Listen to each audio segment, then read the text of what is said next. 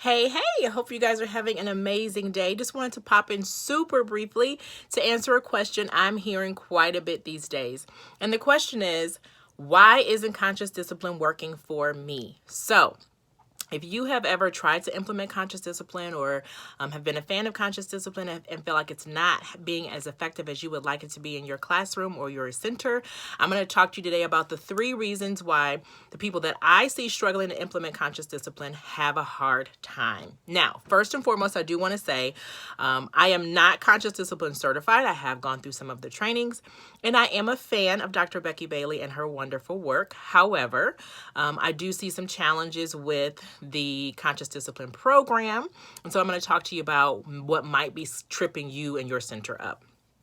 So, number one, conscious discipline is an evidence-based practice, and we love a good evidence-based practice, don't we? We love when something has been researched to show that it is effective. But the number one thing that I see really people struggling with is they are not implementing conscious discipline in the way that they recommend.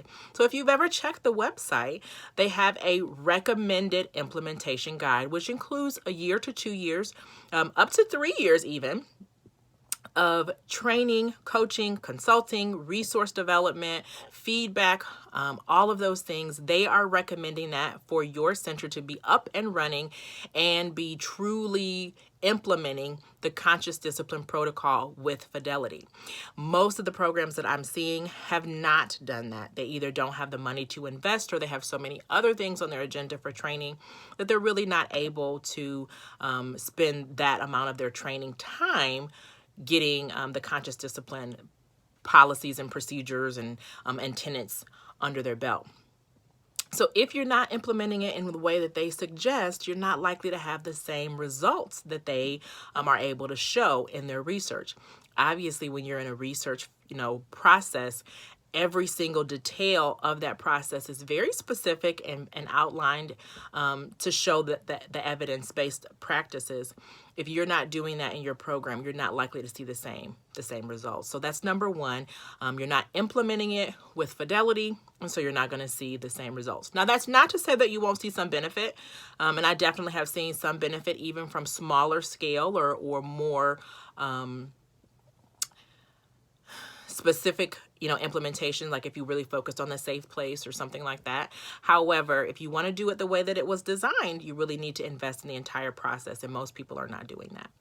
Number two, the number two, and this is one of the shortcomings I see in the conscious discipline approach, it really is coming from a Eurocentric background. So it is designed and has been kind of outlined from the Eurocentric perspective of child rearing, family,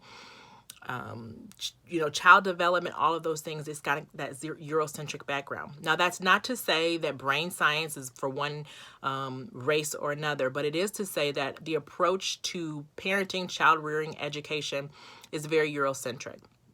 And so there isn't an embedded cultural competency portion.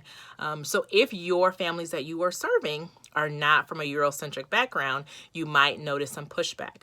If the staff members you ask to implement conscious discipline are not from a Eurocentric background, you might notice some pushback. So you've got to make sure that you know how to culturally adapt the curriculum to make sure that it is maintaining its effectiveness, but also honoring the cultural competence, the cultural values of the families that you serve. That's a slippery slope because there's only so much that you can adjust within the structure of the program and have it still be maintaining its effectiveness.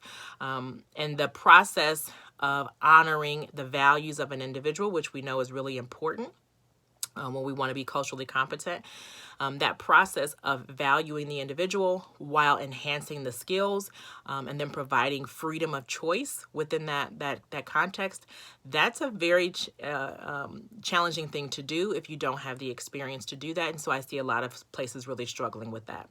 So you either have teachers who are kind of going through the motions and not really believing that conscious discipline is the right thing, or you have people who really, really value it and they think it's wonderful, but the families are like, there's no way I'm letting my kid talk to me that way or what have you. So that is really a challenge that I see. There are ways of culturally adapting that. That's one of those things that I look to help my coaching clients with, is to adapt it to their individual families and their individual staff needs.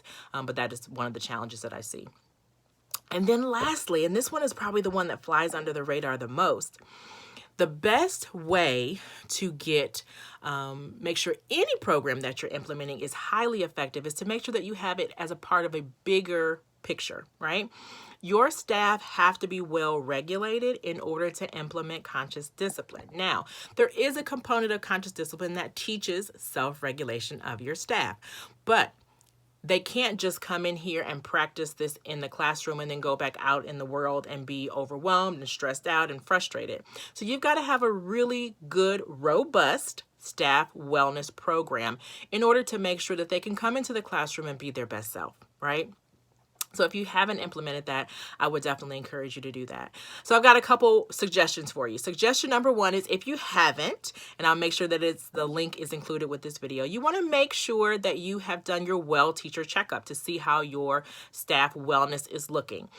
This is a super quick online quiz, and it will give you some feedback immediately as to where, each of your staff members can do this quiz individually, and it will give you some immediate feedback as to where they are in terms of their wellness, and it'll give them some suggestions as well.